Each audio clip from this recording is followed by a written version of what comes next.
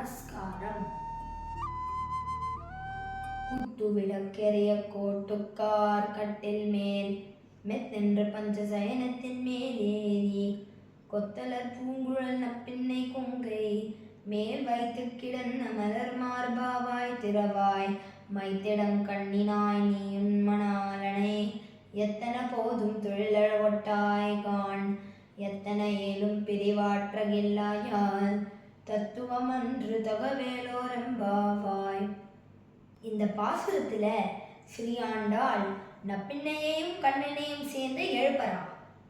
கட்டிலே நப்பின்னையோடு தூங்குற கண்ணபிரானே எழுந்திரு எந்திரான். அவன் ஒன்றும் பேசாமல் இருக்கிறான். உடனே நம்ம கோவிலுக்கு போனா தாயார் சேவிச்சுட்டதா பெருமாளை சேவிக்கணும்னு பெரியவா சொல்லுவா இல்லையா? அது மாதிரி கண்ணனோடு தூங்குற நப்பின்னை பிராட்டியை எழுப்பறா. பிராட்டி என்னவென்று கேட்க, கண்ணனே விடாம நீயே அனுபவிக்கலாமா?